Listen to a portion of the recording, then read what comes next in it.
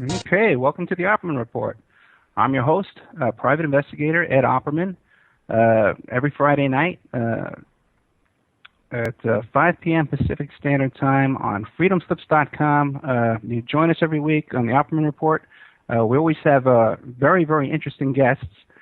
Tonight, we were lucky to get Bill Dean, who was kind enough to come in at the last second because, again, I screwed up the scheduling like I have the past couple of weeks. We still have coming up, next week is Mark Rudd. Oh, no, as a matter of fact, I think next week is Cynthia McKinney, the former Congresswoman.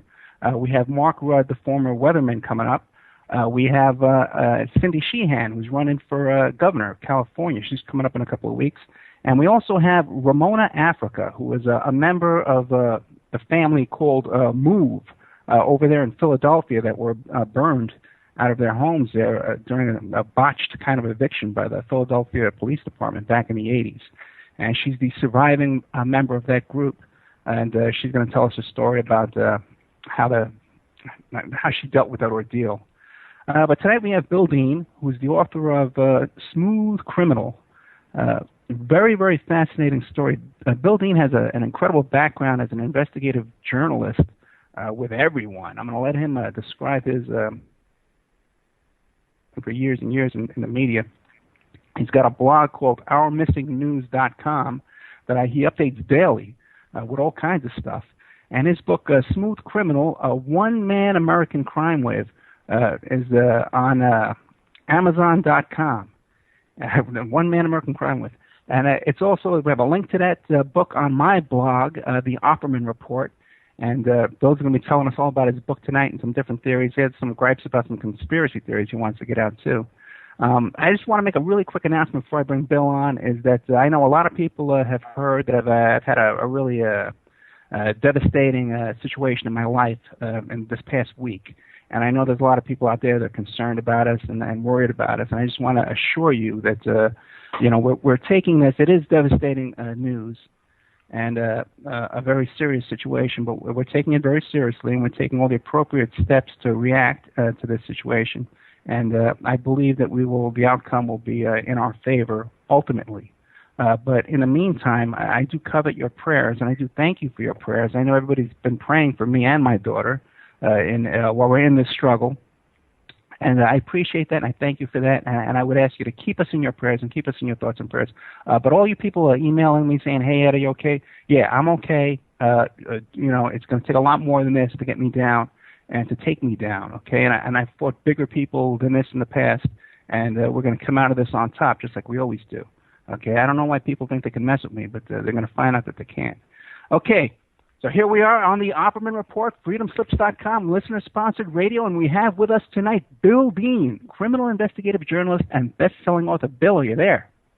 I'm here. Hello, Ed. Hey, hello, brother. How are you? Okay, just tell us about yourself, Bill, about your career and all the stuff you've done. I know you've been all over the place, so even CBS News, and go ahead.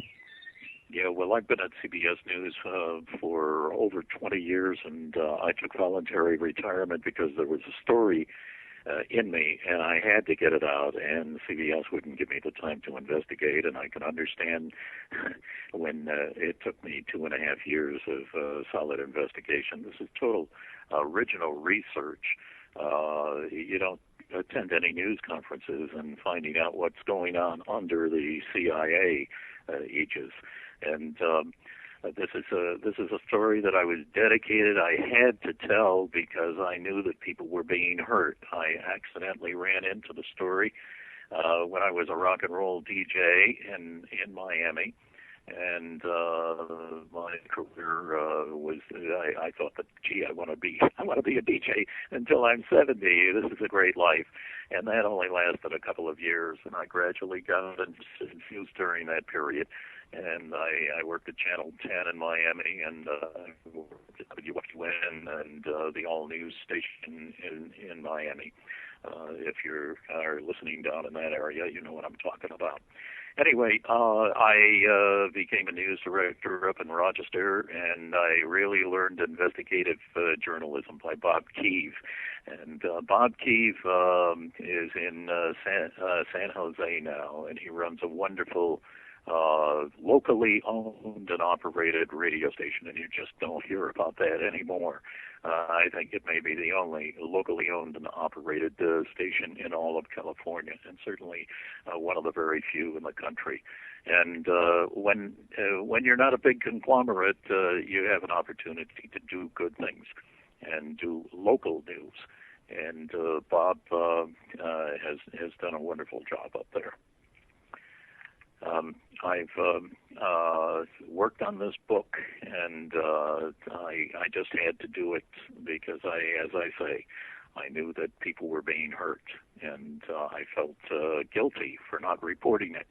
And then I had to carefully go through it and make sure that everything was absolutely true that I learned.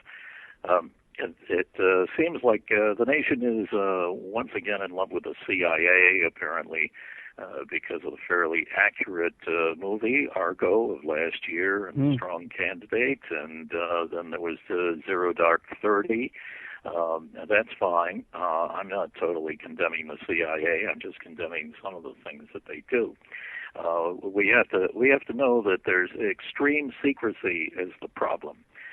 You and I can be agents, and we can be buddies for 30 years, and with our families we can go on picnics and to ball games and so forth, and I will never tell you what I'm doing, and you will never tell me. Two agents can be friends, but they will never reveal. And there's a good reason for that, because if we get tortured, we only know what we are operating on. We don't know all the things the CIA are doing.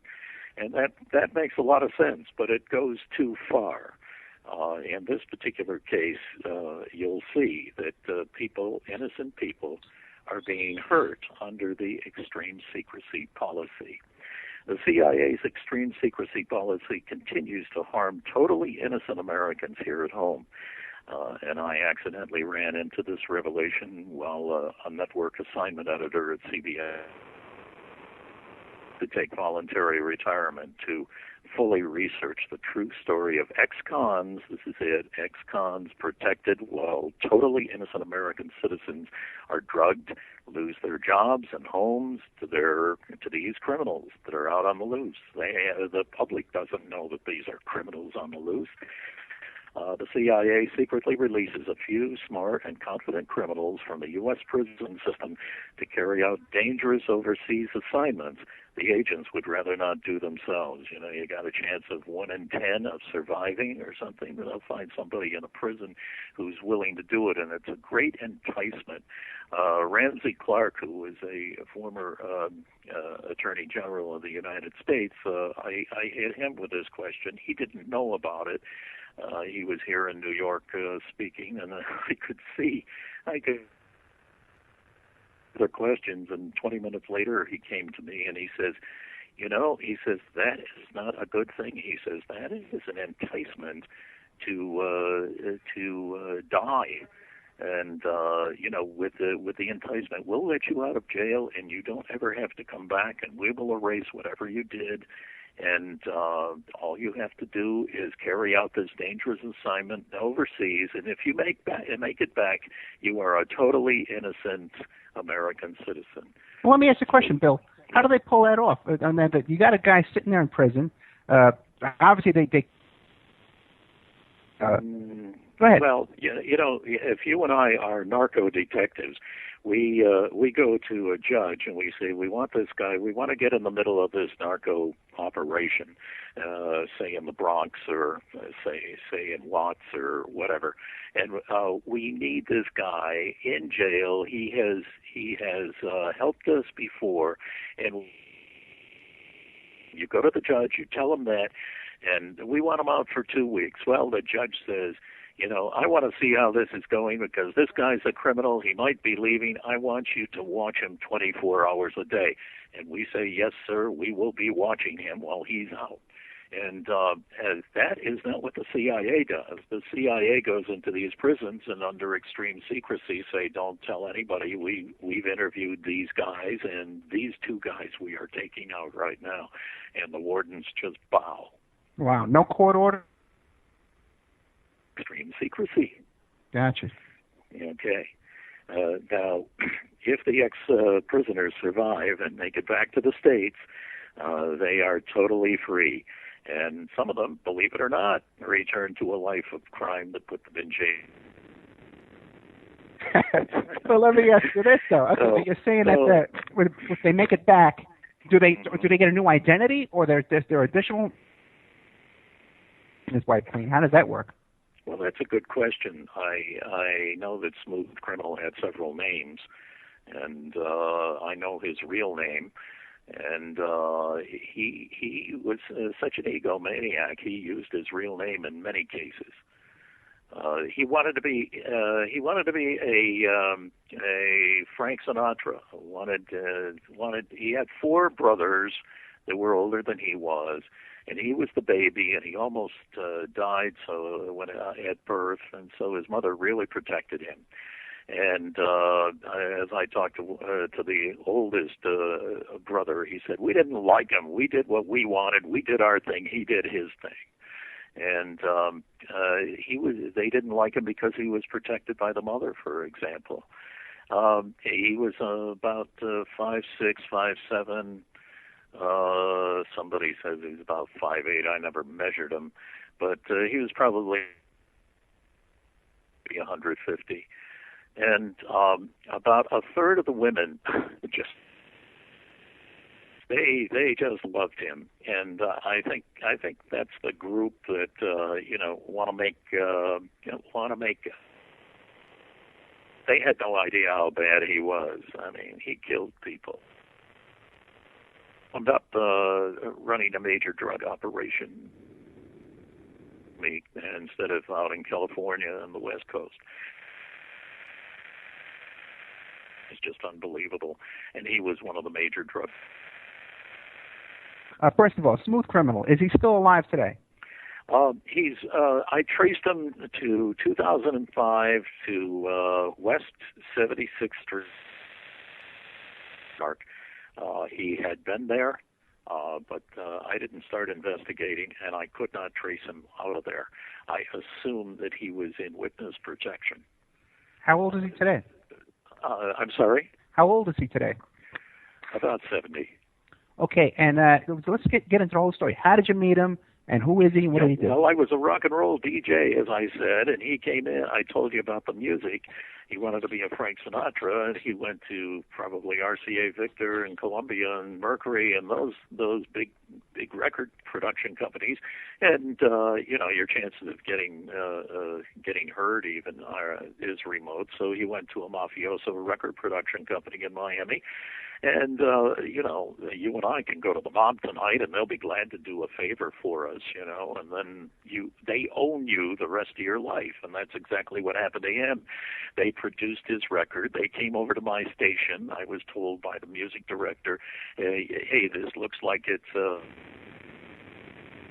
play this record. He said, I haven't heard it yet, but to keep the bricks in the building in the same position that they are, it might be a good idea if you get them off our back. I listened to it. It was nothing that was going to make the top 40, but I compromised, and I played it at 11 o'clock one night, and then I played it about a week later, and that was it. That's all the play that he got. And he was told by the mob, hey, kid, we did you a favor. We're getting your record played. Now we want you to extort a high political official in Miami. And he did, and there must have been about 10 plainclothes cops at the Coral Gables bus station when the fire. That's how he wound up in jail, and that's how the CIA met him.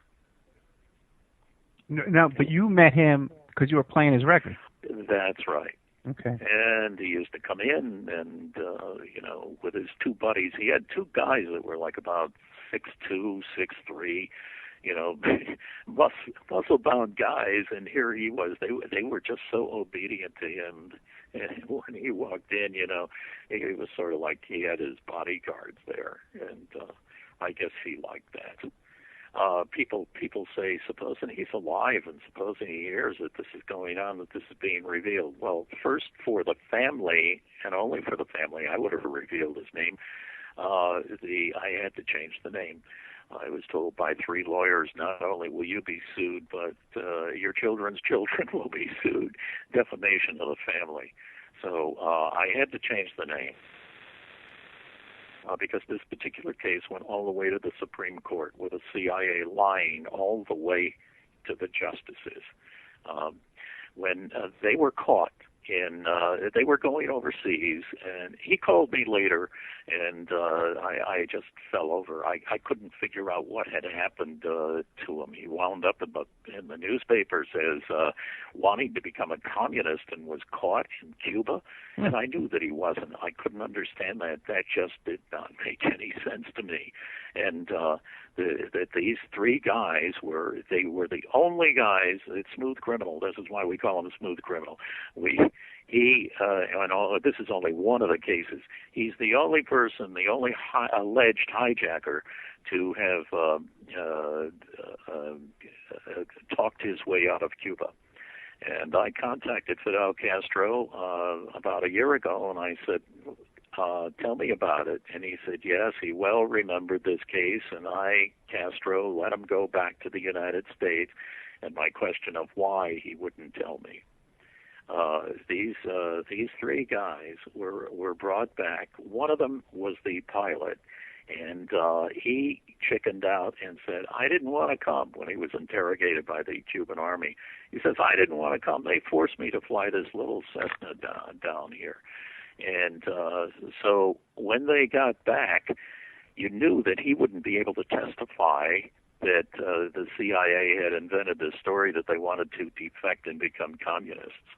And that's why Castro was letting them go. They had no idea that these guys would ever be freed, that they could sneak back into the United States without being caught. That would be okay, but they were caught down there. And there's a book, Brian Littell, former CIA big one. It's called Castro's Secrets, and he says it is just amazing the number of people that we sent down to Cuba and were shot and killed right away by the Cuban Army. And so that substantiates. Okay, let me ask you some questions. Okay, now Smooth Criminal, he comes walking into your radio station. Now, what year was that? That was 1962. 1962. Now, when you first met him, did you like him? That's a good question. I really didn't like him, or I thought that he was. I had never met anybody like him, and I was puzzled by him. I went out and drank with him and the other 2 guys a few times. We talked about the music and so forth. I had no idea that he would. At that particular time, he was out of jail, he had been charged with an International Air Piracy Act. That's what the CIA had to invent, and they only had a few minutes to figure it out when they said Castro is letting these 3 go, and the newspapers needed it, and the press, of course, needed it, so they had to come up with an excuse. And when they landed at Miami International Airport, the pilot who had chickened out, that they knew that there would be a trial because you can't take a plane. This is what the CIA created.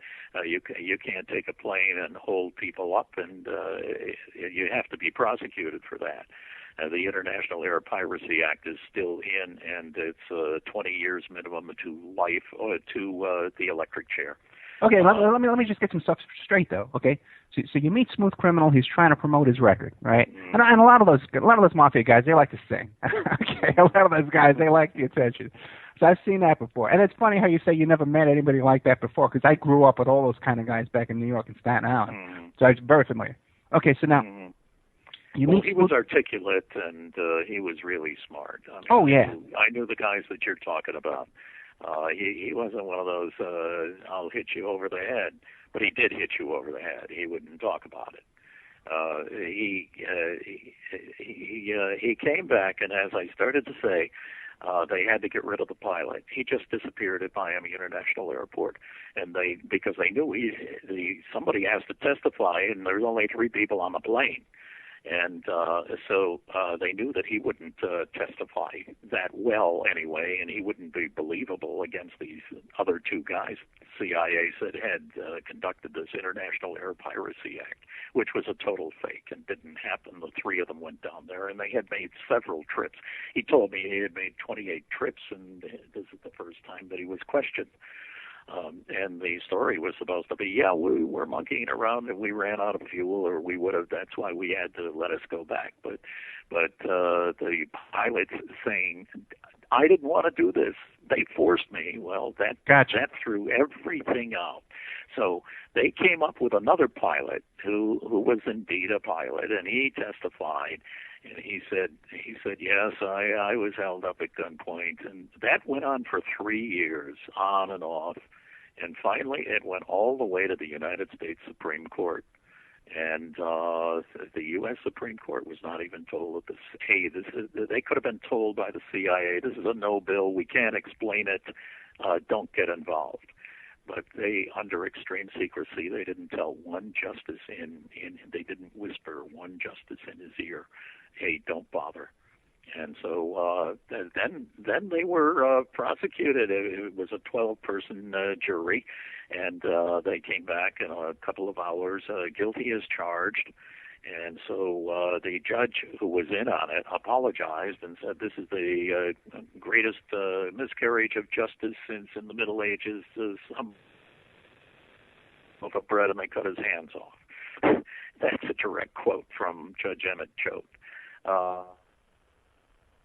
But these guys, they're sentenced now. The judge says, I have to sentence under the minimum is I'm forced to give you at least the minimum, and that's 20 years. Well, they never got to see anybody. There was a little clause in there that the jury didn't know. It said, unless excused earlier by the jury, by the warden. Well, they never got to see the warden that day, and they were out drinking beer on Flagler Street in Miami, enjoying themselves. Wait, what I'm not understanding though is what was their actual motivation for going to Cuba? Because they were in jail. No, I understand that. They were told, you want to go, you want to be free, you have to go and get this information when you're down there. And I asked him, he called, he wanted to meet me one time, and I had no idea. This was like 6 months later. I was working over a television station and he says, let's have lunch. And I said, okay. I was just so curious. I really wasn't that much of a news person yet. And I said, okay. And I went into this Cuban restaurant on 8th Avenue in Miami. And I just was so puzzled. I didn't know what had gone on. I was totally puzzled because the headlines in the paper were International Air Piracy Act. These guys can be, wind up in the electric chair and that kind of thing. And for 6 months, I was totally puzzled. And then he told me what he was doing, and it substantiated a whole bunch. There was a whole little Air Force of planes going over to Cuba, and were landing out on highways, and then the plane was the Cessna would be pushed into the woods or something like that. And he said this was the first time that he was pilot said I didn't want to come. But they were sending all these guys over there to do espionage or to plant weapons. Yeah. Getting to that, I said at the table in the Cuban restaurant to him. It was about noon, and the Cubans don't eat on Sunday at noon, maybe 5 o'clock in the afternoon. So there was one guy over in the corner, and I couldn't. I mean, this is straight out of Hollywood casting. This guy looked just like FBI. Hiding behind the Miami Herald newspaper, and when I sat down with, so we're only about 16 tables in this little place, and I sat, just stares at me, and I up that paper, and he walked right by me without looking, and I asked Dave, I said, what's that? He says, they have to know who I'm with at all times. Now, I know that he was supposed to be in jail. I mean, the paper said he was supposed to be in jail, and they were trying him. And so I asked him, I said, why should they trust you? I said, you're a crook. And he says, because I don't know what I'm doing. I says, what do you mean you don't know what you're doing? This is how the CIA makes people honest, dishonest people honest. He says, I'm told I have to do about 25 or 30 things while I'm down there. It's like count the number of generals between 4 and 5 coming out of this building. He said, what does that mean to me? He says, but other guys are doing other things, and all of those pieces are put together when they come back to Miami.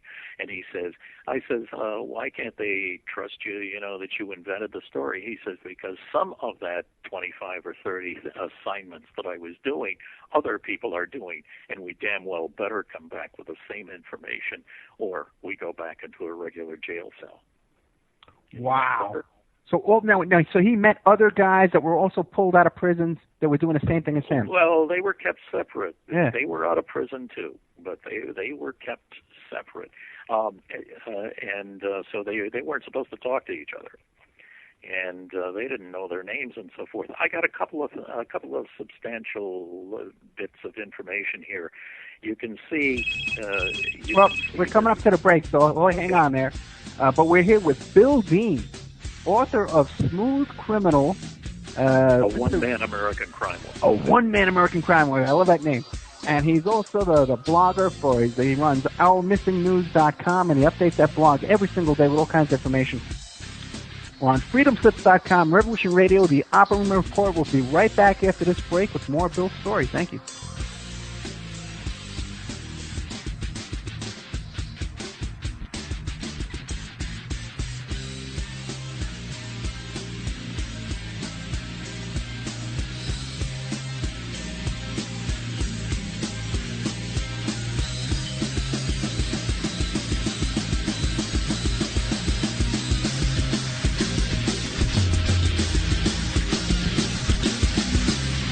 Listening to Revolution Radio. Okay, welcome back to the Opperman Report. I'm your host, Ed Opperman, private investigator. Author of the book, How to Succeed as a Private Investigator. And by the way, speaking of my book, which is available on Amazon.com, I'm going to be a guest coming up on the Curtis Report on 6:60 a.m. in Dallas, Texas, sometime in April. I'll keep you posted on that. But we have with us tonight Bill Dean, who's the author of Smooth Criminal, a one-man crime wave, a one-man American crime wave. How do you say that, Bill, real quick? That's right. Okay. Yeah. One-man American. It's very easy to, you don't have to remember that. That's pretty long, but if you just go to Amazon and put Smooth Criminal Bill in there, you won't get Michael Jackson anymore. You'll get me. That's right. I bet you had a problem with that. Yeah, but the link is up on my blog, too. If you go to the Opperman Report and you click on the link there, you get straight to Bill's Amazon site. And he'll make sure you get Bill, that's all you need. Yeah, good. I just started to tell a couple of things that you can look at to substantiate a little bit about what I'm telling you. Okay. And that is, you can go to your computer and you can write up Miami Herald, October 11th, 1980. And this will tell you, it says, jury cannot decide if he was a patriot or an airplane hijacker. And this is not my Smooth Criminal. This is another one, and this was a number of years later. And it will tell that this guy was thrown in a Cuban jail, and not too many of them were lucky enough. Well, I don't know if it's that lucky to be in a Cuban jail for like 16 years like this poor guy was, Enrico Castillo Hernandez. And he was thrown in jail down in Cuba, and they finally let him go. He's the only one that I know that they let go that way after being jailed. Most of them were shot on sight, and it was actually encouraged by Castro to get rid of these spies that were crawling all over his island. My Smooth Criminal was actually went in to be a cook in one of Castro's favorite restaurants. He used to attend a couple of times a week, sometimes only once a week. But as soon as he came in, and this backs up Brian Littell's story, his story is that Castro knew what was going on. He had the greatest spy organization. And in Brian Littel's story, he says, we in the CIA had no idea how smart Castro was. We thought that he was just a banana republic dictator. And he had spies in Japan. He had spies over in Switzerland. He had spies inside the CIA. And the time our smooth criminal started to work in the restaurant where Castro attended, ready to drop his poison in the soup, Castro never went back. Ain't anything or anything else. He never went back.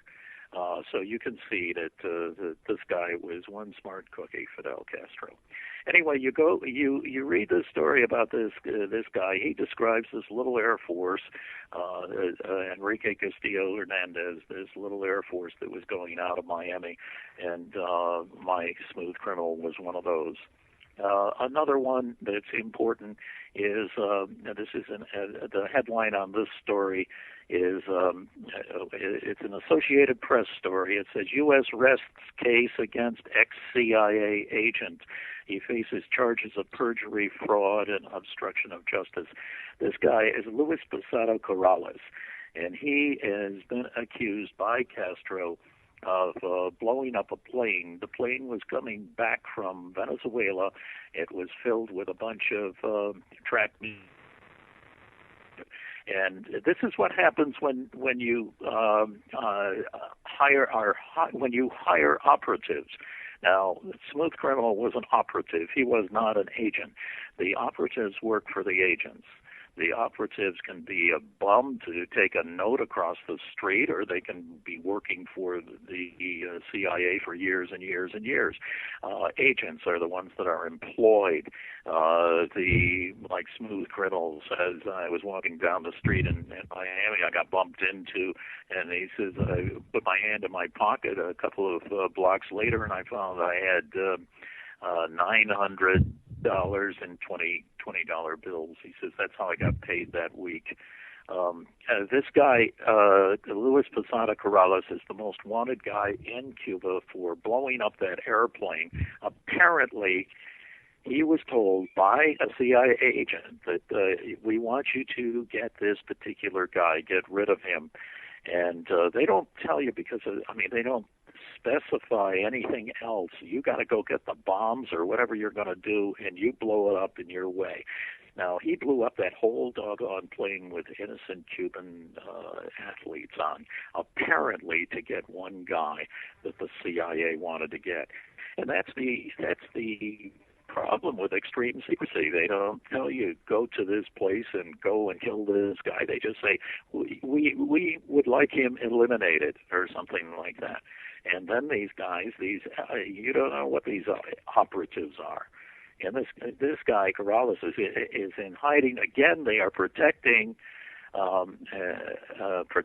somebody from protecting a criminal, just as they were protecting my smooth criminal, at the expense of American citizens. Let me ask you this: Smooth Criminal. If you were to say his name, would it be one of the names that people would recognize, being part of those back in those days? All those guys that were involved in the Bay of Pigs and the he was. Yeah. He actually thought that he was a great American, and right. He was just so upset with Kennedy backing out of the Bay of Pigs, and he would get his drugs at pharmacies and mix. He knew how to mix because he was going over to the Vietnam area, and he was one of those. We have accused the CIA of being a drug dealer. Well, they were a drug dealer because they wanted to get the KMT to fight for our side, and the KMT said, your money means nothing to us. Your American money means nothing. Heroin means something to us. You want us to fight, you have to give us heroin. And that's how they were forced in that way to get thousands and thousands of KMT to fight on our side. They didn't fight in Vietnam. They fought in Cambodia and in Laos. And so he became a drug expert over there and came back and was able to, he would always link up with pharmacists and dentists. And the dentists would, there's certain drug that dentists use that he would mix, and this poor woman that gave up her motel and gave up her life savings, and some of her cousins and so forth also gave up their savings. This woman was penniless because of this guy, and it's assumed that she was drugged for 10 years. And I said, you signed over 4 deeds of property in New Jersey. I said, it really looks like your signature. I've got them in my hand. And she says, I don't remember. I swear I don't remember signing those. Wow, and that was Smooth Criminal. He befriended this woman, got her hooked on drugs, and cleaned her out? Oh, yeah. Did he ever brag about that to you, or you just found that on your own? One of the dentists, 2 of the dentists were arrested. And he also hung out at this pharmacy that I was telling you about, that he used to rage that Kennedy let go too quickly on the Bay of Pigs. Right. So I know for a fact, and I've talked to one of the pharmacists who said that he used to hang out there, for several hours a day sometimes. And he felt that he was a very important person for the United States. He felt that he was doing patriotic work, and in a way, he was. But I think it's kind of funny that Dianne Feinstein. I know the big story that she's raging about the CIA now after what is it? She's been in the Senate Intelligence Committee for years and years, and she's chairman of it, and she was a great defender of the CIA until just a couple of weeks ago when she found out that the CIA was spying on her and on her committee. I mean, hey, Dianne, I think it's about time you know that. Yeah, especially all the sweetheart deals she has going on with her husband and stuff up there. My God, that's criminal, man. She's a joke. Yeah, well, they all are. What are you going to do? And then what's really funny is that, head of the chairman of the Senate Intelligence Committee, or of chairman of anything in Congress, you represent the whole country. You just don't represent California. And I guess she doesn't want to talk to anybody that can't vote for her. So there's a notice saying we don't talk to anybody that's not from California. Yeah, she's too busy with her hands in everybody's pockets all across the country. So she doesn't want to hear from me because I can't vote for her. Oh, so you tried to get an interview with her, she wouldn't talk to you? Sure, I wanted to tell her. But now you talked to Castro. I wanted to tell her about this, but if she's just finding out, and she's been a defender until just a couple of weeks ago when it happened to her, I guess she's just thinking of herself, right? But let me ask you about when you talked to Castro. You said you talked to Fidel Castro about a year ago? Yeah, about a year ago. Well, tell me how that went. How'd you get a hold of him? Well, I didn't talk to. I went through the Cuban mission to the United Nations here, okay, and they arranged it for me. And I did not talk to him personally, but the information got to him through the Cuban mission to the United. He well remembered, but I said that he well remembered Smooth Criminal, and remembered that he was the only one that he ever released to come back to the United States. But I think he is one smart cookie, this guy. And I think he did that to really screw up the CIA, and boy, did he. I mean, this out for 3 years, and he just must have been laughing because, of course, the Justice Department wasn't even told by the CIA that this whole thing is a phony, that this guy was the Smooth Criminal was working for the United States government. So you think the reason Castro let him go was to expose that? I think sure, and yeah. He had no idea. I mean, Castro's sort of he's not like a Hitler. He's he really can't rouse a crowd or anything. But he's like an intellectual, like a professor, a college professor who likes to play games and have a little fun. When Andrea Mitchell, CBS correspondent, was down there interviewing him a few years ago, he would make her sit out in the outside his office, and then he'd bring her in for like 5 minutes, and then say, "Well, get back there." And this went on until 5 o'clock in the morning, and he knew very, very well that she had an appointment at one of their hospitals down there that they're very proud of. And so he made her stay up all night. So when she went over there at 7 o'clock in the morning, she was really out of it. But this is the kind of stuff that Castro does, and I think he wanted to send Smooth Criminal back to make the CIA dance, and boy, did they. They couldn't say yes, because at that time they could not say, yes, we're spying, yes, he was part of this big unit. So they only had, flying from Havana to Miami is like half an hour from takeoff to landing. And they didn't have much time to come up with a story, and they came up with a story that these guys wanted to be communists and they wanted to defect. It's by totally coincidence. Untrue. It's kind of a funny coincidence because just last week we had on, and we brought him on at the last minute too, Lorenzo Kumbawa Irvin, who was a former Black Panther, a member of the original Black Panther Party. Are you familiar with his story? No, but are you talking about MOVE? No, that MOVE is next week. Okay. But Lorenzo Kumbawa Irvin, a fascinating guy, and he hijacked a plane to Cuba. Okay, just dead.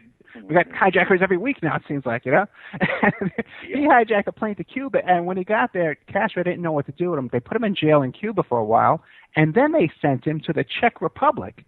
And he thought he was going to go on to Algiers. This is right around that time when Algiers was a friendly haven for the Black Panthers. And he said he was just given tickets and put on a commercial flight with the peanuts and the drinks and the whole deal to the Czech Republic. And then when he got there, no one knew what to do with him. They didn't even know why he was there. That sounds like Castro. Yeah, right. That sounds like, this is how he gets his enjoyment. And it's funny because hearing his story, I was so amazed by that last week, but now hearing yours, you're probably right. Castro's probably a really cool guy, man. It's really having a good time with his life. I got to take my hat off to him. Right.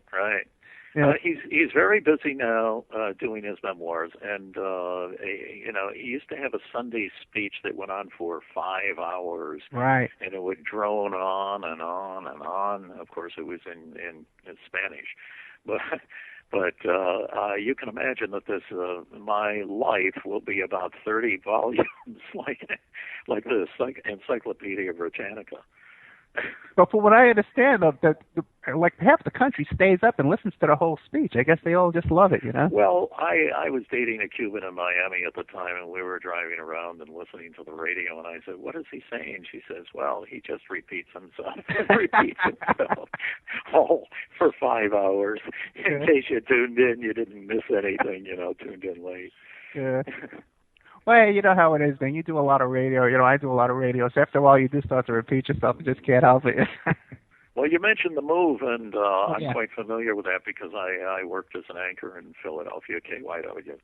Oh, yeah, I'd like to get into that with you because I actually met that bunch. I met that group in New York City down at the Yippie headquarters on number 9 Bleecker Street. Yeah, and this was at the time when the family, they had a house at the time I met them. And they were evicted from that house, and then they moved to that row house where they were burned and bombed out. And they just seemed like such regular guys that you would just, regular kind of guys you'd meet down at Yippie headquarters. I don't know how regular they are. But now I was down there on a hot Friday night, wow. And that would be the time that they were going to riot. And the roofs all along those streets where they had guys up there with megaphones telling the people what to do, and Frank Rizzo stopped it very, very, very cleverly. He had a rule that if you have more than 2 people on one corner, they would be arrested, and they just picked up everybody before they could riot. Because you're saying that the MOVE group had supporters that showed up in the street? The MOVE came along a little bit later than that. The MOVE was there, but then the big fire. I remember that big fire, and the CIA because the CIA has to work overseas. Right. I mean, getting into an American jail and interviewing somebody is okay, but you better not get into the FBI's area. The FBI, and I'm not sure who else was in there, and maybe ATF, the firearms people and so forth, but they just eliminated the move. They just destroyed that building that they had headquarters. Yeah, there were only two surviving members. One was a little boy named Birdie, and then Ramona Africa, who's coming on in a couple of weeks. And Birdie, by some tragic fate, went on a cruise just recently in the end of 2013. I think it was December, and drowned in a hot tub on the cruise. He was about 45 years old, 50 years old. You sure that she drowned naturally? It was a he, yeah, and no, there's a lot of suspicion. Well, the CIA is not vindictive. I mean, I wrote this book, and I was very relieved that I had put it out there. And I was afraid, had I not finished it, had it not gone out, it would have been their advantageous to get rid of me. But now that it's out there, I mean, if something happens to me now, well, they're going to be interviewing my daughter on the Today Show the next day, Yeah, well, get me her phone number. I'm sorry, what? Get me her phone number. And well, she's actually we're into a movie here, and they're negotiating with some actors right now. I don't have anything to do with this because I don't know the politics of Hollywood at all. But that there's an anxious group here that thinks that they have 8 stories out of my book, 8 movies.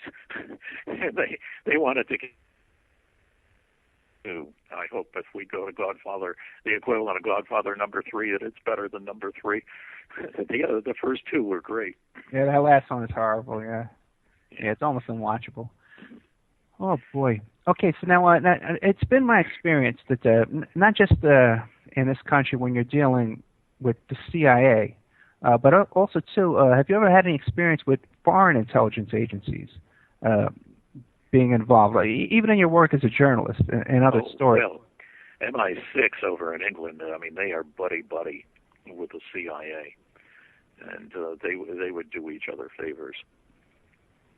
The reason I bring that up is because back when I was with the Yippies back in New York City, one day there was a dispute between these two guys, and the guy accused this other guy of being a KGB agent. And later on I asked him, I says, hey man, they're saying you're KGB. What's going on with that? And he says, oh, no. I get a stipend from the Russian consulate for my poetry, but I'm not a KGB. So he did admit getting paid by the Russians, and I can't imagine this man could write a poem under any kind of circumstances. So it's been my personal experience, and even when I was working on the Sarah Palin investigation, that foreign intelligence agencies are running around this country. And I had more. Oh yeah. It's so mixed up, and I mean, you can be double and triple agents, and I don't know how they keep their own head straight. I mean, are you pretending to be something else, and and then are you pretending?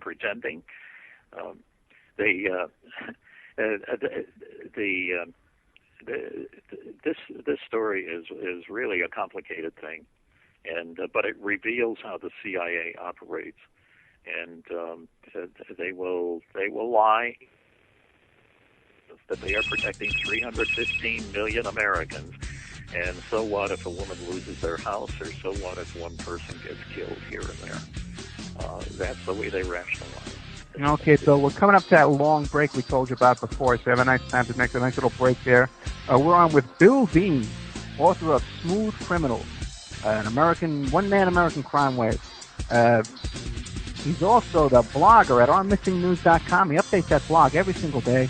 And we're going to be back right after this break with more Bill Dean and more of his adventures and his stories. We'll try and get some stuff out of him. I know he wants to talk about conspiracy theories that he has a problem with, and we want to get into old JFK assassination, things like that. So we'll be right back after this. FreedomSlips.com, Revolution Radio, the Opperman Report.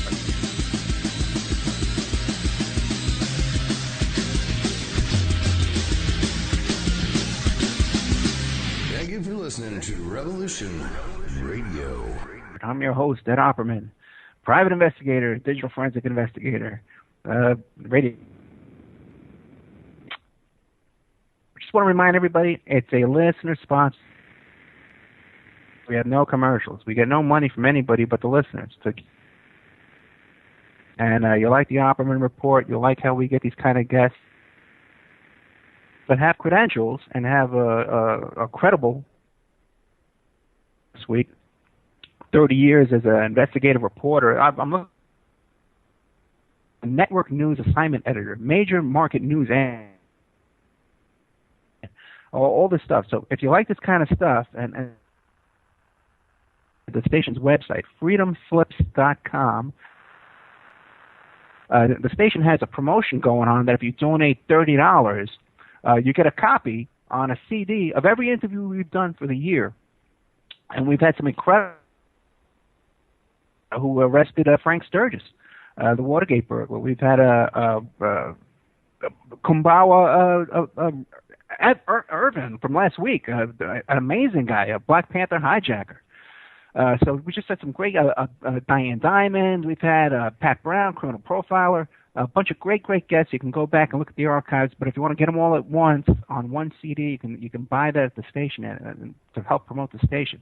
While we're on this topic, I want to really thank my producer Ann, who's always there. You have no idea how much work this woman puts in to keep the show going, and how much she's really involved behind the scenes and just keeping me going and keeping the show going week after week after week.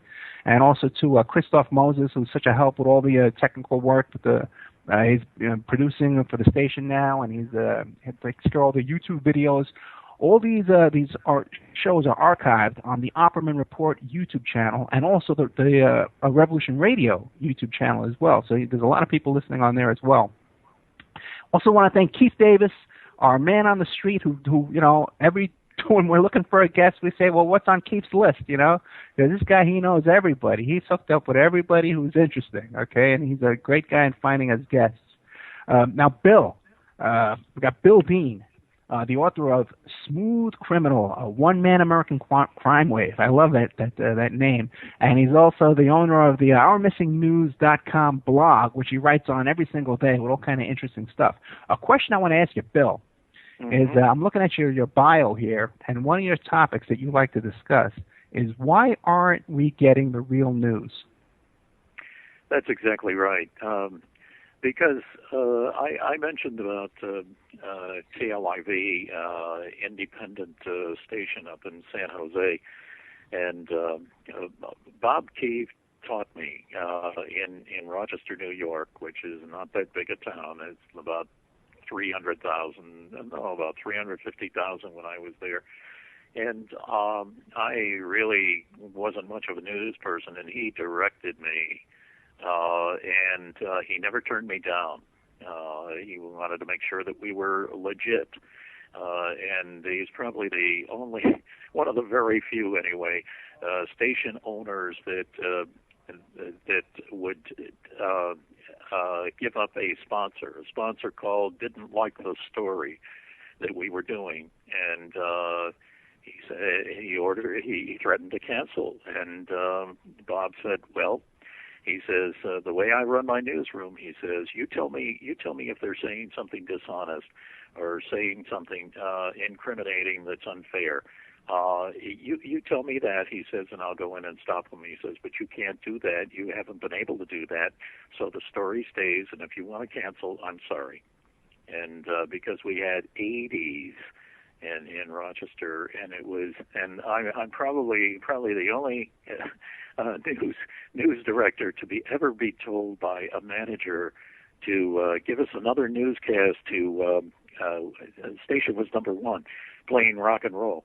But we had higher ratings doing news than we were as number one. We would get 75s and 80s in Rochester, and it was because we were turning Eastman Kodak, for example, upside down with pollution and with racism and things like that. I mean, a little radio station. They had so many chemical explosions at that time in Kodak that they would have their own fire department, their own hospital, so that they wouldn't have to report it outside the company. Everybody was just drugged into believing that Kodak was such a wonderful company, which they were on some level they were, but they were pretty terrible. You can look it up now, and you can see what they've done to over the years, over 100 years, what they did to Lake Ontario, one of the Great Lakes, and and then people would have miscarriages 2.5 times as much because of the smokestacks that were coming out of that place, and we were the only ones that were reporting it. And Bob never stopped me. I can remember telling him, I said, I think we might get sued. He says, well, if you do, we'll handle it. And I thought that when I went to Denver that a bigger market that I'd be able to do that. And no, we got too many friends out there. And then when I went to KYW in Philadelphia, it was run by Westinghouse, and then we had must-attend lawyer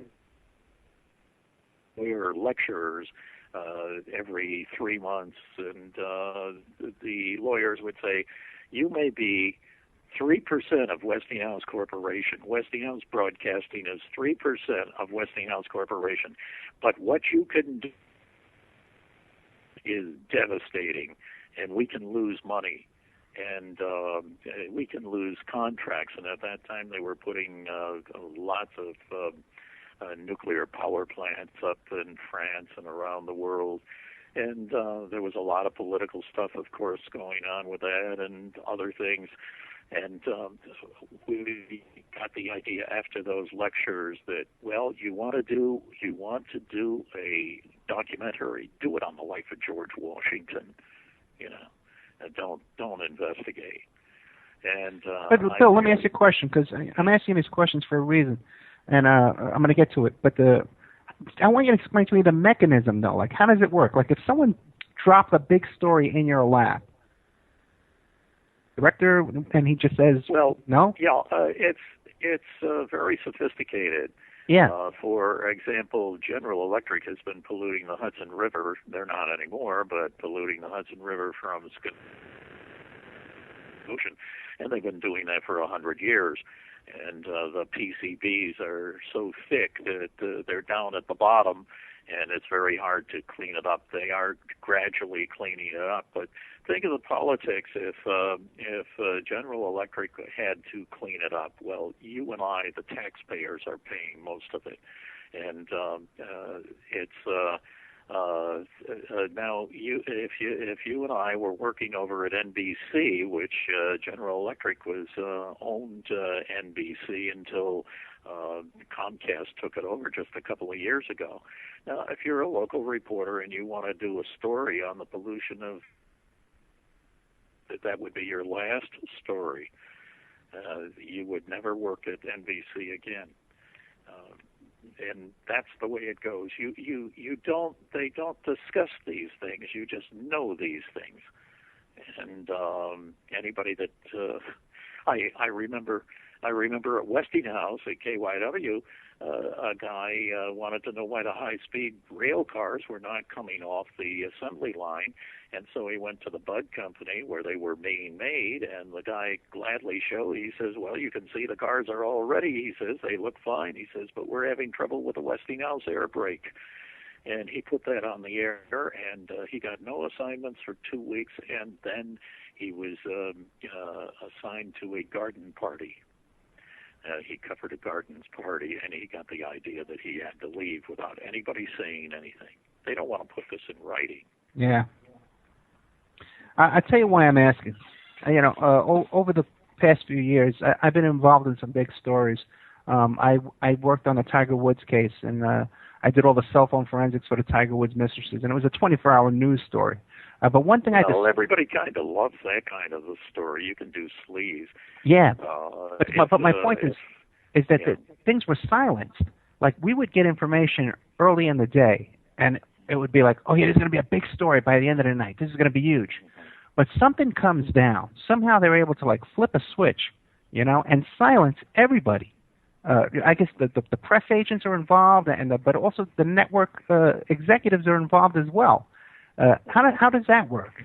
Because everybody wants to save their job. But how does word get around so fast?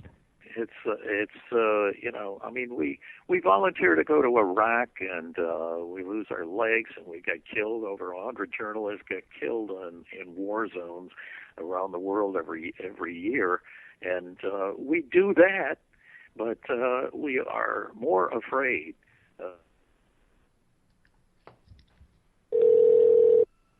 Okay. Hi, isn't that interesting? Yeah, as soon as we start talking about being silenced, how it happens, right? Mm-hmm.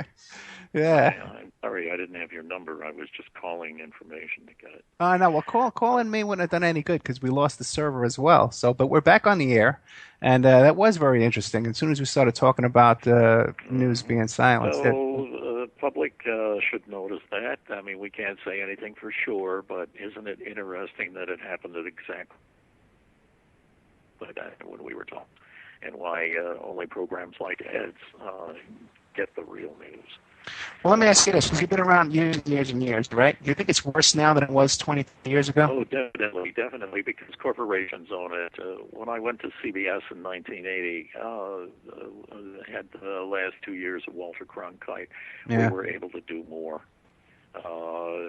There were compromises, but it wasn't as bad as it is now. The New York Times wanted this. I have an investigative reporter over there, and I have a direct quote saying, "We are going to get this controversial story on." And the higher-ups at the New York Times even said, "No way." This is a story that I had to do, and I'm risking my life, I guess.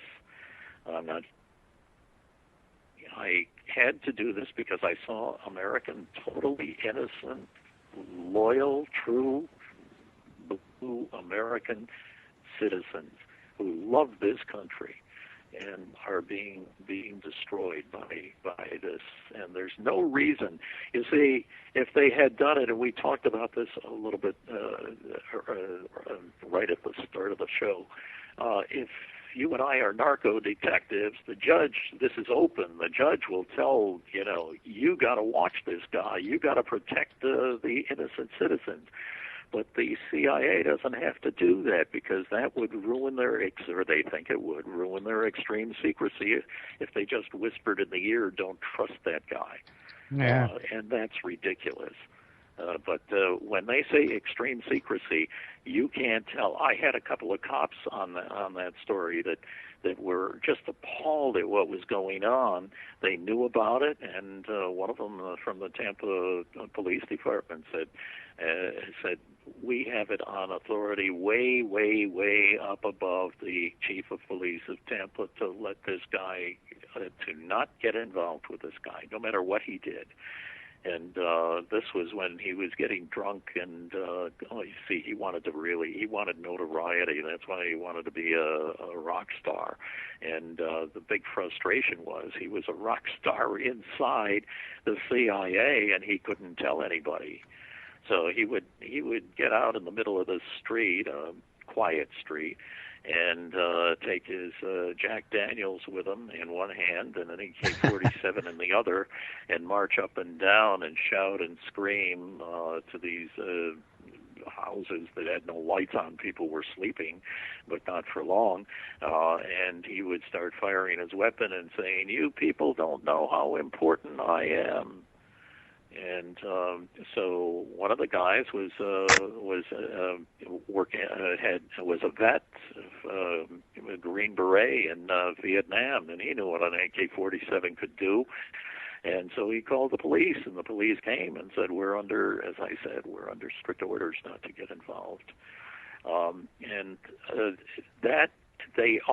All these guys have to do is to be able to whisper in the ear. I speak of authority, and I'm telling you, stay away from this person. But actually, he was such a great informant. He would inform on he had like 80 people working with him, prostitutes and drug dealers and everything else. And he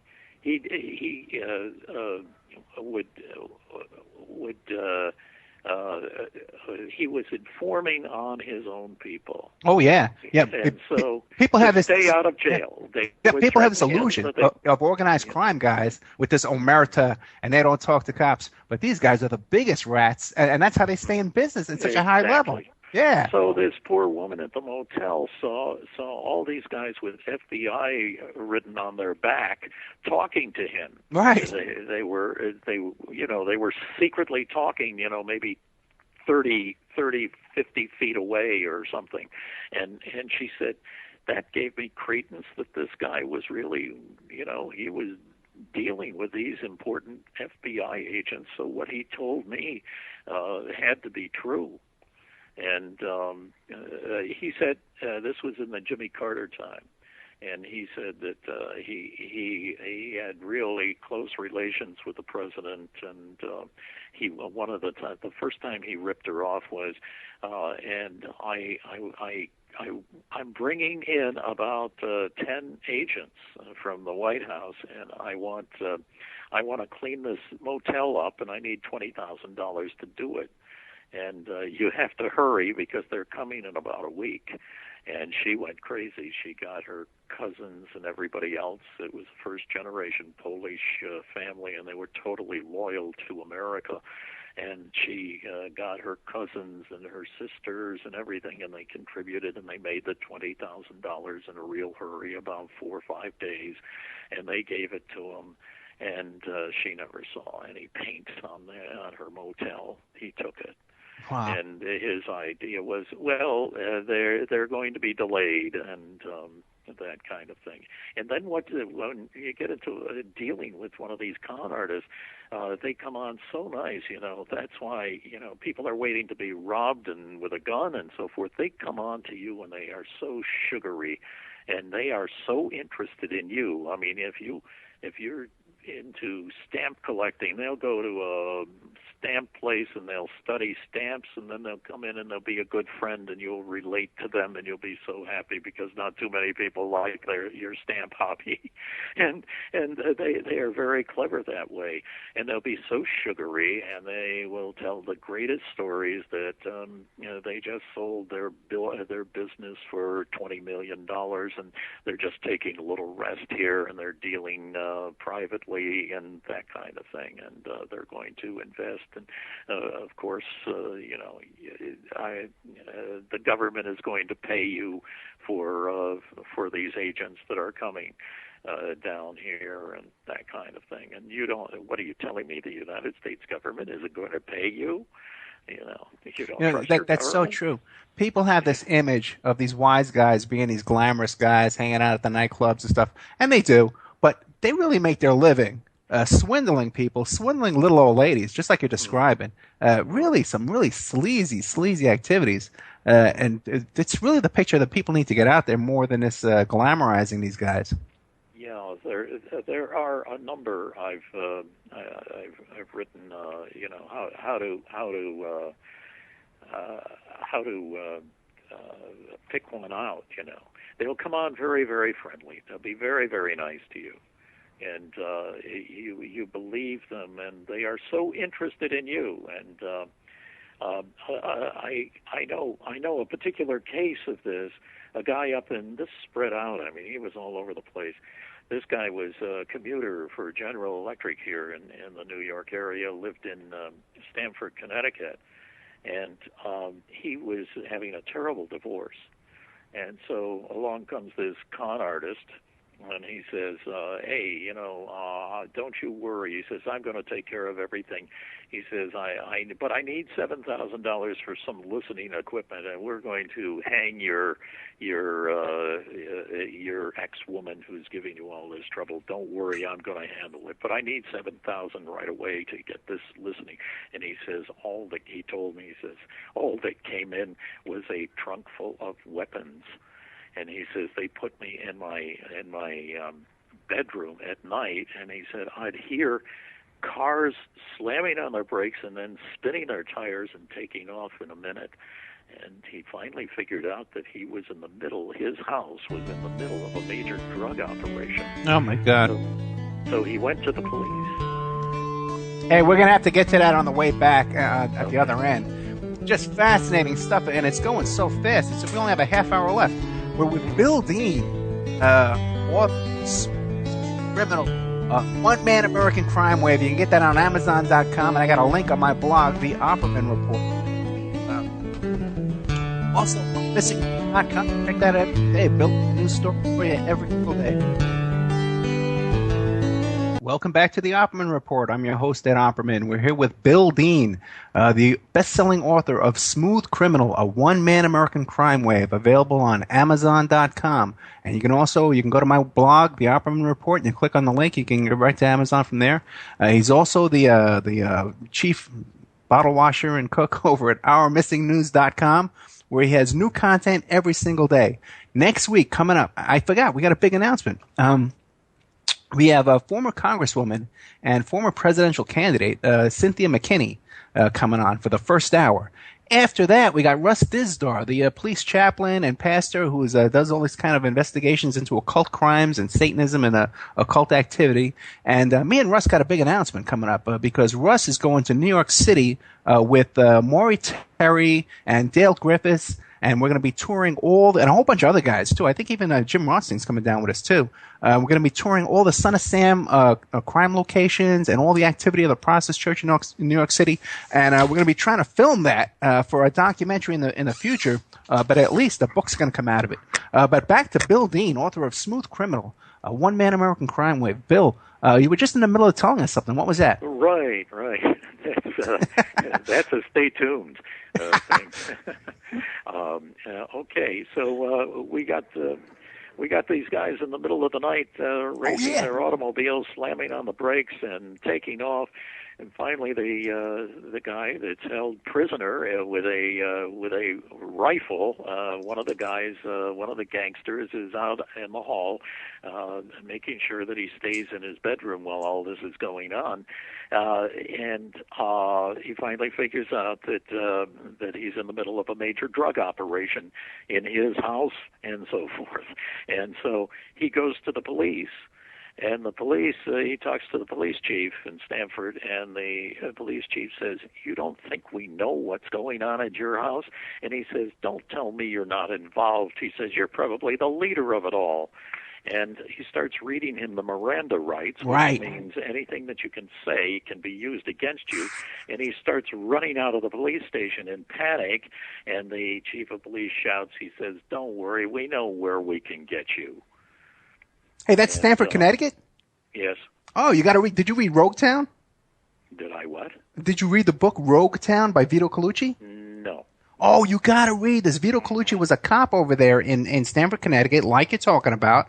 He was undercover investigating the chief of police and all this drug activity you're talking about. You got to talk to him. He has his own radio show. I didn't know anything about the history of Stamford, Connecticut. I thought that it was a clean little innocent town. You're telling me something new. Oh my God! I got to show up with Vito. You got to talk to Vito.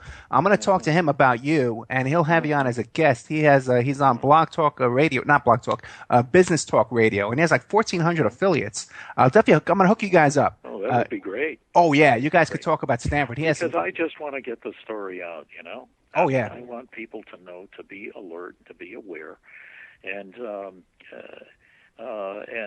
frustration of these people. And so the police over there went to General Electric and they said, you have a suspect here. We want to tell you that in his house there's a major drug operation going on. And we don't know how he's involved, but we do know it's in his house. And that was enough for General Electric. He lost his job. Oh, wow. And then they go on LexisNexis, the one that the lawyers use and so forth, and that gets spread all over the place. It doesn't get on the regular Internet, but it spreads all over the place. Do not hire this guy. He's a suspect. And his life, he couldn't get a decent job. He, to this day, cannot get a decent job. And that was about 25 years ago, what I'm telling you about happened. And it's too bad. He has to work as a single person. Anyway, I would like to tell people how they can avoid con artists. And how Hey, before we get into that, though, that. we were talking Okay. about that there was a JFK connection to this smooth criminal and all this kind of stuff. The JFK assassination, no? Oh yeah, well, absolutely. When I first heard the story, it was Jack Anderson in 1971, and was the first to reveal that the mob had a conspiracy against JFK, who was involved in the assassination. I could not believe it. I thought that was crazy. I said the mob would be destroyed. Yeah. And Jack Anderson went on. That was his first one, and then he got more information over a period of 10 years or 15 years. He did about 4 more of these, and it was more and more and more evidence going on. And I didn't even believe it then. But then I became a believer when Traficante's lawyer revealed on his deathbed what Traficante, the boss of Tampa, had said about 8 years earlier on his deathbed. And he told his lawyer, he said, I got a call. The call was, he wouldn't say from whom, but I'll bet you 2 bets it was from Marcello, the boss of New Orleans, because Marcello was about to go to jail. And Bobby Kennedy was going to he had thrown in over 100 mobsters in jail with these investigation hearings that he had going on in Washington. And this is ironic because Bobby Kennedy was trying to cleanse the family of the mobster connection that went back to his father. And he thought that this would cleanse it, and he wound up getting killed eventually, and the president was killed. And according to the telephone call, Traficante told his lawyer, he says, they said, we got to get Kennedy. And he said, oh, yeah, sure, thinking that they meant Bobby. And the guy on the phone said, we're not talking about Bobby. And he says, Jack's not doing anything. And then he recited this mobster saying, a Sicilian saying that has become quite popular recently: you cut off the head, the tail won't wag. And that's exactly what happened. And when Traficante, before he died, said, I didn't want to kill Jack Kennedy, he says, but I was under orders. We had to do it. And he says, I knew all about cutting off the head, the tail won't wag, meaning Bobby. And that worked. That worked exactly. Bobby had this big investigation. It was on television and everything. And the day his brother, the president, was shot, Bobby stopped. And there's a book that came out a couple of years ago, and it's from his office workers. And his office workers had said 2 or 3 times or something like that Bobby would sort of say, I think the mob did it. I think the mob killed my brother, but I don't want to get involved. And he knew that he was numbered. And so Jack Anderson was the one that revealed this, and I didn't believe this until I heard the lawyer from on his deathbed about Traficante saying this. I think he wanted to cleanse himself. I think he had some guilt that he killed the president. Now, you talked to this lawyer personally, or you just heard the story? Oh no, I know this. There's a wonderful frontline program, and people can look at this. And this isn't where I got the information. I got it myself gradually. Right. But this Frontline that you can get, it's November 17th, 1992. November 17th, 1992. It's on your computer. Just go to Frontline and look it up, and you will see a lot of the evidence that the mob killed Kennedy and killed them both. Yeah, I always had so much trouble believing that myself because, you think it was such a major conspiracy and so many people were silenced in the end of it. But one of my guests is Mayor Jim Rothstein, who is a former NYPD detective, and he actually arrested Frank Sturgis. Are you familiar with that story? Yeah. Yeah, because he's a ex-New York cop, and I'm from New York, and I just have a real respect for those 70s New York City cops. And me and Jim know so many of the same stories and the same people and stuff like that. And he came to me and he says, Ed, man, it was the mob, and I got to believe him.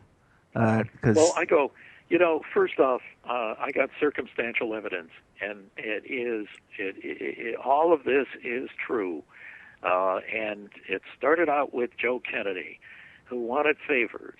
Joe Kennedy was the bootlegger of all time. This is Prohibition, and he, with friends of Roosevelt in the White House, that the mob was loading up warehouses full of booze from overseas, Hag and Scotch, and all kinds of great things. And he filled warehouses full while Prohibition was still going on. And the day Prohibition was thrown out, nobody had the good booze, but Joe Kennedy did. And they opened up these warehouses and made millions and millions of dollars. And so he was working with the mob at that time. It's totally established. And this, as I say, is why Robert, the son, wanted to cleanse the family of this stuff. A lot of people get rich, by doing rough things, and then they want to cleanse themselves, like Andrew Carnegie was not a criminal, right. But he certainly killed a lot of people in those steel mills and so forth. And then he took all of his money, and there's a Carnegie Hall at virtually every university that's 75 years old and older in the United States. And they try to become a philanthropist in their later lives. I'm just not picking out Andrew Carnegie. It could be anybody. Yeah, and if you look at it, if you look at it from the perspective that it's the mob that got the Kennedys into the White House. You're getting ahead of my story. Oh, I'm sorry. That's exactly right. You see, the circumstantial evidence starts with Joe Kennedy, who wants his son.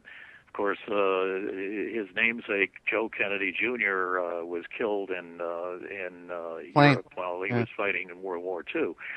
So the next one in line was Jack Kennedy, and he was in trouble. He was in trouble in West Virginia in the primary. And the old man made a call to Sam Giancana in Chicago and said, "Can you please help?" And Sam was, of course, as the mob is always glad to help you out because they know that you'll then owe them. And so he took care of it. He says, "No problem." He told the union bosses in West Virginia, vote for Kennedy. Don't vote for Hubert Humphrey. And that's the one that got the nomination in Chicago, or got the nomination for Kennedy. Then they had a problem in the election, and we knew who won. We knew that Obama had won maybe at 11:30 or 12. I mean, on the East Coast, and 9:30 out on the West Coast. That's when it happens. We know quickly who won. But this election was so damn close. It was the closest in history, and it looked like Nixon might very well be president. And so another quick call to Sam Giancana, and Sam made sure that those paper ballots in the Republican districts in Chicago did not get anywhere. Maybe the joke is, and maybe it's true, they were in the Chicago River. And we did not know who was president until 9 o'clock or 9:30 in the morning.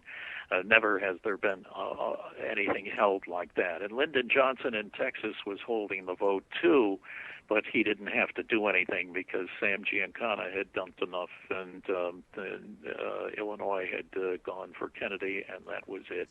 And I don't know what they told Nixon, but Nixon was such a fighter.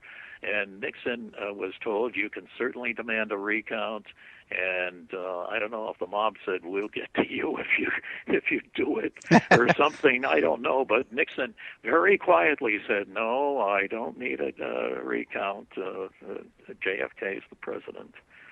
just like that. And Nixon was always a fighter. That seems very unusual, and I have no idea that the mob made a phone call. But all I know is the fact that Nixon said no recount. Thank you. Yeah, Nixon was no slouch, because look at all those Watergate burglars he had. They were all Bay of Pigs guys. They were all many of them were shooters at the JFK assassination. So he was in touch with all those same guys. Well, yeah. Then when Kennedy, they felt, whether they're right or wrong, they felt that the mob had put JFK into the White House. And so they were walking around like they owned the United States. And to make sure Sam Giancana would seal it with the women that Jack Kennedy enjoyed, including Judith Exner, and that was the bad one. That was the one that was really bad, because the bedroom talk one night revealed that Judith had been reporting international incidents and so forth that Jack had told her in bed, and to Sam Giancana. And out went the mob. Kennedy just threw them all out, including Frank Sinatra. They were gone, and he never fooled around with that. After that, he was told by Mother Rose. Both boys were told not to see Marilyn Monroe anymore.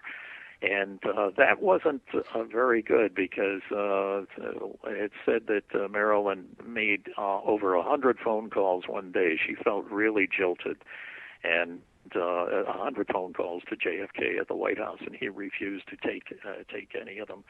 And so Marilyn was, we all saw her birthday suit singing "Happy Birthday, Mr. President," and that did it. They realized that she was about to spill the beans.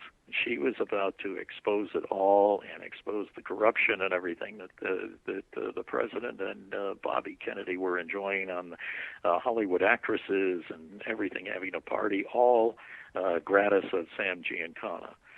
And so Marilyn had to die.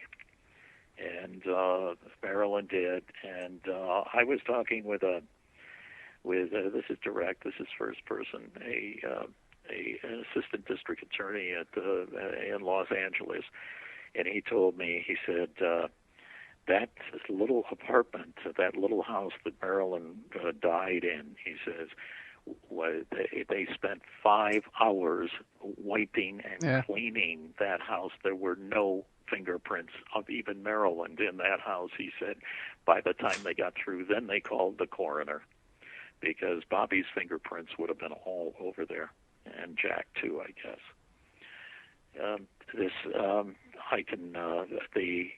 She had to die because she was about to expose the whole damn thing. Let me ask you a question, Bill. Okay, because you've been around a long time, right? Where are you now on the political spectrum? Do you have any faith in this Democrat, Republican, Mutt and Jeff? No, I think that much of the talk that goes on now, and much that they get us talking about, really doesn't have any relevance, and that keeps us busy. And they're not doing their job. It's so corrupt. I mean, for example, the GMOs, the genetically modified organisms, why we have them in our food now is because Congress has been paid off royally. And both parties. You can, of course. And you can see. I've been blogging on the 787, and it's very interesting about that. You see, they reported, they said, and the 787s are in the air now again. That's all they said. That's all CBS said, and the others too. And instead, they have lithium batteries in them. And the fact is that a plane was sitting there in the middle of the night over at Logan Airport in Boston, and it caught on fire. And then a week later, one in the air over Japan on its way to Tokyo, or made an emergency landing in Tokyo, was on fire. And they showed that in Japan day after day after day. This burned piece of melted mush that was one of these lithium batteries. Now, They for 3 years, for 3 months, Boeing had the best engineers working day and night. They had grounded, the FAA had grounded all 52 787s around the world.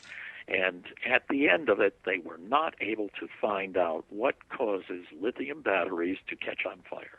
And so what they did was that, and this you won't hear on the evening news, but what they did was they put in a heavier metal than just steel, and I can't think of the name of it right now, and they encased these lithium batteries, and they put a tube outside the plane, and if they catch on fire, the tube is supposed to send the flames and the smoke outside of the plane. And it's then, I mean, you know, the public should know that, and they should make that decision whether they want to get on that plane or not. The people in Japan don't, and the pilots don't want to fly it. But and you just don't hear those things, and that's the kind of thing I do on Our Missing News. And have you been reporting on this Malaysian airplane? Oh yeah, well, you see, this is a good thing about when you don't hear the whole thing, when you don't hear all the information, the public comes up with conspiracy theories, and that's exactly what they did with the Kennedys. Because what I told you tonight is not common knowledge, and had we known that the FBI knew that there was a Lee Harvey Oswald and that he wanted to get into Cuba, and Castro knew very well that there would be an assassination, so he wasn't going to let Oswald, who might be the assassin at that particular time, he wouldn't let him in the country, because then this country, the United States, would associate it with Castro, and we'd be down there with B-52 bombers. That would be our excuse to invade Cuba if we knew that Castro knew about it. We knew that he was part of it, and he just happened to know that Castro was involved. As I say, had a great spy agency. I mean that Oswald knew, and that Oswald was involved, and Castro knew. I mean, he had a great spy agency. Familiar with Daniel Hopsicker's work? I'm sorry, who? Daniel Hopsicker? Oh, I know the name. You know, I got to tell you, I've been ignorant in the past few years here. I've only worked on this book. I worked day and night. A few times I worked a day and a half on things. I really worked on this thing. I'd have trouble calling you ignorant. I'd have trouble describing you as ignorant on any topic. Okay. I saw 2 movies last year. That was it. Well, I hear with that. But Daniel Hopsicker told me, very interesting, because he lived at the home of Barry Seal, with Barry Seal's widow, investigating that story. And he uncovered that photo, that very famous photo of all those Operation 40 guys, like Frank Sturgis and the guy who killed Che Guevara. Well, Frank Sturgis is in my book, and oh, really? And they got hotel for the poison. Really? Oh, sure. Well, you know, we got that's all factual. Well, it's down to like 3.5 minutes. Thanks for bringing it up now. Okay, but one thing that Daniel Hopsicker told me was, gang, you see, but why they weren't able, and there's a book out, 640 Ways to Kill Castro. You know, right, yeah. And that is really, I believe that. This guy, his head is screwed on straight. I totally believe that that is true. And why would that happen? Why wouldn't they be able to kill Castro in all those attempts? I think the mob wanted to get back into Cuba, and they didn't want to kill Castro. They wanted their gambling back there. And they didn't know what would happen. They knew that Castro was a known quantity, and they didn't know what would come if they got rid of him. So I think that the mob said, yeah, we'll kill him. We'll try to kill him, you know, Castro, and he organized that thing. Yeah. And, I mean, he was so frustrated trying to deal with him that he said, we have to kill him because we got to get this communist out of this hemisphere. Well, listen, my friend, we're getting down to the last, 2 minutes. So, how can people get a hold of you? You know, they want to book you? Oh, sure. Yeah. Well, look at my blog, and everything is there. Well, describe it. Describe your blog for people. Well, my blog is I do things that big media are afraid to do, and I just told you a couple of them. And about this plane, you see, I mean, all these conspiracy theories are coming up because we don't know, and people want to fill in the vacuum. And if and when it comes out perfectly clear and solid, unlike the assassination of President John Kennedy, that's never come out, and they've got some materials they're holding for another 20 years, and so you got conspiracy theories. If we finally get it tied up with a bow on this airplane accident or airplane disappearance, that will be then the conspiracy theories will end. Okay, thank you, Bill. Thank you very much for coming on, especially coming on at the last minute. Bill Dean, author of Smooth Criminal, a one-man American crime wave, is available on Amazon.com, and also he writes every single day with new content. OurMissingNews.com. Thank you very much, Bill.